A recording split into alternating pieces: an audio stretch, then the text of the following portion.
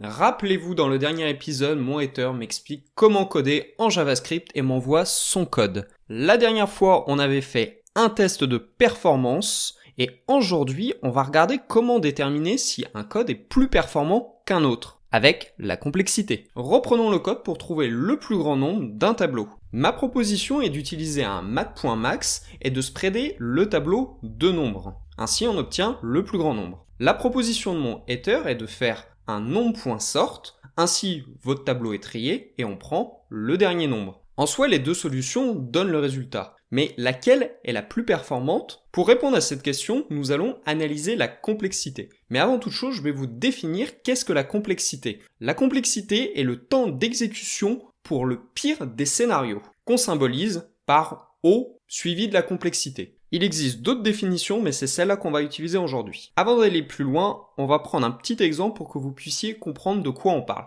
Imaginons le tableau suivant, qu'on va appeler exemple, et auquel on va mettre 10 éléments. On souhaite connaître l'ensemble des nombres pairs du tableau. Pour cela, on doit parcourir le tableau et checker chaque élément du tableau et savoir si le nombre est pair ou pas. Ainsi, dans le pire des scénarios, on sera obligé de parcourir tous les éléments du tableau une fois. Et c'est aussi le meilleur des scénarios. Donc, la complexité de cet algorithme sera O de n. Reprenons ainsi la solution de mon hater, qui a fait le choix d'utiliser un nom.sort.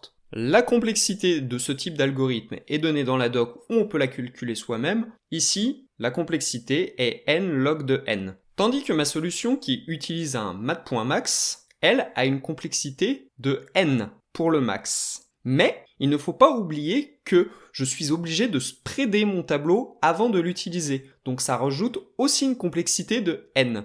Ainsi, si on additionne les deux complexités, on obtient 2n. Dans les deux cas, n étant le nombre d'éléments. Ainsi, maintenant, on peut comparer les deux algorithmes avec leur complexité. Donc, mon algorithme est meilleur à partir de 8 éléments. Mais le Saint Graal en complexité est une complexité de n. Mais existe-t-il une complexité de n pour résoudre ce problème-là? Je vous laisse 5 secondes pour réfléchir à la solution. Profitez-en pour vous abonner. Et je vous donne la solution. Ainsi, pour trouver le maximum d'un tableau, il faut simplement parcourir chaque élément du tableau pour trouver le plus grand. Ainsi, une simple boucle suffit.